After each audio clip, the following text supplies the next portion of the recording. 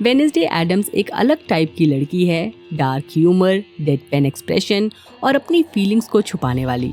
उसको दुनिया में एडजस्ट करना मुश्किल लगता है, लेकिन वो इमोशनली अपने परिवार से जुड़ी है।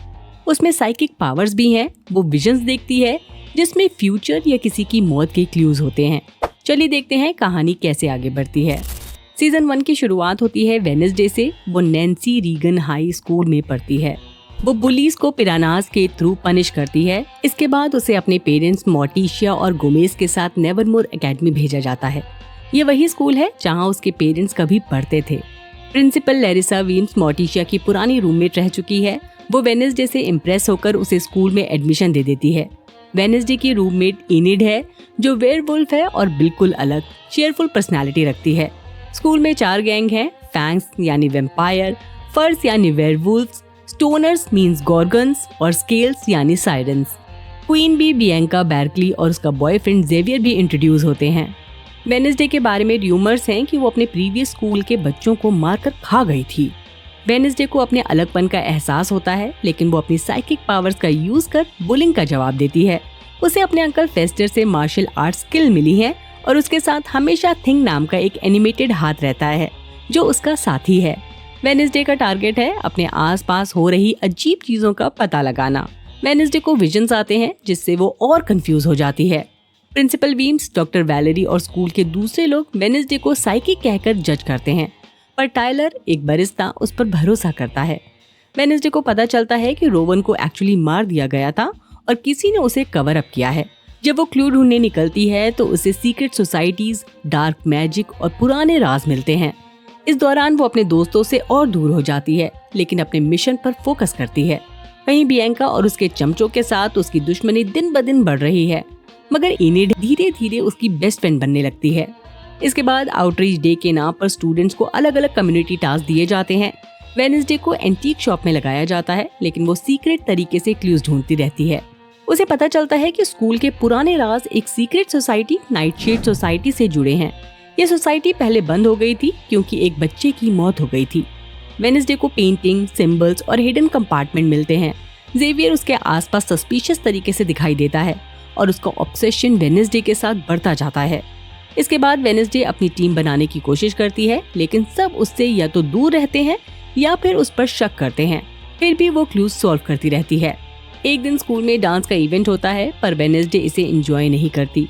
अचानक उसे जेवियर के गले पर खरोंचों के निशान दिखाई देते हैं। वो देखकर वेडनेसडे का शक बढ़ जाता है। इसके बाद वेडनेसडे और उसके दोस्त एक गुफा में जाते हैं। वहाँ उन्हें मॉन्स्टर के सबूत मिलते हैं, हड्डियाँ, खून और चेन्स। ये देखकर लगता है कोई सीरियल किलर है जो बॉडी पार्ट्स कलेक्ट कर रहा है। इसी बीच करंट टाइमलाइन में गोमेज को पुलिस अरेस्ट कर लेती है क्योंकि उस पर पुराने मर्डर का शक है। वेडनेसडे अपने पेरेंट्स से सच जानने की कोशिश करती है और पता चलता है कि मोर्टिशिया ने भी पास्ट में एक मर्डर कवर अप किया था, जिस वजह से पूरा परिवार अपने दर्द और सीक्रेट से गुजर रहा है। इसी वजह से वेडनेसडे को अपनी फैमिली का एक पुराना मर्डर केस समझना पड़ता है। उसे फाइनली पता चलता है कि उसकी मॉम मोर्टिशिया ने गलती से किसी इंसान को मार दिया था और उसके बाद गोमेज यानी वेडनेसडे के डैड ने अपनी वाइफ को बचाने के लिए ब्लेम अपने ऊपर ले लिया। जब वेडनेसडे ये सब सुनती है तो उसे समझ आता है कि उसके पेरेंट्स उसके लिए कितना सेक्रीफाइस कर रहे हैं। इस वजह से वेडनेसडे भी उनको बचाने के लिए सबूत इकट्ठा करना शुरू करती है। अब सबसे बड़ी बात, वेडनेसडे को अब ये क्लियर हो जाता है कि उसके विजन्स जो उसे फ्यूचर या डेथ दिखाते हैं कोई इमेजिनेशन या सपना नहीं है, वो असली है और उनके पीछे एक बड़ा खतरा छुपा है जो स्कूल और उसकी फैमिली को नुकसान पहुंचा सकता है। इसलिए वो अपने बर्थडे पर एक आत्मा को बुलाती है। उसका एम है अपने डेड पूर्वजों से बात करना, स्पेशली गुडी एडम से जो विच थी। वो चाहती है कि गुडी उसे उसके विजन्स और साइकिक पावर्स को समझने में हेल्प करे।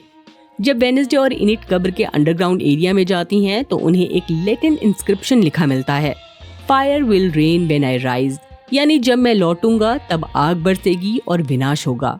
ये एक प्रोफेसी है कि एक बड़ा खतरा वापस आने वाला है। इनिट और वेडनेसडे क्रिप्ट एक्सप्लोर करते हैं, लेकिन बाद में पता चलता है कि ये सब एक ट्रैप था। स्टूडेंट्स ने एक्चुअली वेडनेसडे के लिए सरप्राइज बर्थडे पार्टी प्लान किया था, लेकिन वेडनेसडे का फोकस क्लूज पर ही रहता है। उसी वक्त स्कूल में पॉलिटिक्स, सीक्रेट और पर्सनल एजेंडास चल रहे हैं। हर कोई अपनी तरफ से कुछ छुपा रहा है। उधर टायलर, मेयर और दूसरे लोगों की बातों से पता चलता है कि पूरे टाउन जेरिको पर अंधेरा फैल रहा है। मतलब कुछ बुरा होने वाला है जो सिर्फ स्कूल तक लिमिटेड नहीं है बल्कि शहर के लोगों को भी इफेक्ट करेगा। वेडनेसडे को और विजन्स आने लगते हैं जो उसके पास्ट गुडी एडम्स और प्रेजेंट नेवरमोरे और जेरिको को जोड़ते हैं। उसे समझ आता है कि उसकी साइकिक पावर्स बहुत बड़ी रिस्पॉन्सिबिलिटी हैं। तभी वेडनेसडे को एक मेजर क्लू मिलता है। सब कुछ एक पुराने विलन जोसेफ क्रैकस्टोन से कनेक्टेड है। क्रैकस्टोन एक पुराना जेरिको का फाउंडिंग फादर था जो आउटकास्ट यानी विचेस, मॉन्स्टर एटसेट्रा को हेट करता था और उन्हें डिस्ट्रॉय करना चाहता था। उसके वापसी की प्रोफेसी ही अब स्कूल और टाउन के लिए सबसे बड़ा खतरा बन रही है। वेडनेसडे अपने बर्थडे के बाद अपने विजन और क्लूज को जोड़कर शॉक हो जाती है। उसे पता चलता है कि टेलर ही वो मॉन्स्टर है जो सब लोगों को मार रहा था। ये मॉन्स्टर एक स्पेशल टाइप का है जिसे हेडी कहते हैं। वेडनेसडे पहले टेलर को अपना दोस्त समझ रही थी, लेकिन अब उसे एहसास होता है कि जिस पर उसने ट्रस्ट किया वही एक्चुअली सबसे बड़ा खतरा है। साथ ही जेवियर के ऊपर भी शक बन रहा है क्योंकि उसके पास हमेशा मॉन्स्टर की ड्राइंग्स होती हैं। हर बार मॉन्स्टर के अटैक के टाइम वो आसपास होता है, मतलब जेवियर भी एक स्ट्रॉन्ग सस्पेक्ट है। वेडनेसडे अपने अंकल फेस्टर से मिलती है जो एडम फैमिली का थोड़ा क्रेजी और फनी मेंबर है। फेस्टर वेडनेसडे को एक इम्पोर्टेंट क्लू देता है हाइडी के बारे में। वो वेडनेसडे को बताता है कि एक पुरानी डायरी एग्जिस्ट करती है, फॉकनर्स डायरी।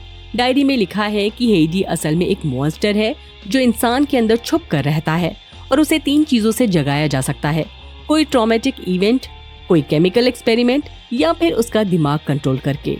वेडनेसडे को लगता है कि मॉन्स्टर खुद से अटैक नहीं कर रहा बल्कि उसके पीछे कोई मास्टर है जो उसे कंट्रोल कर रहा है।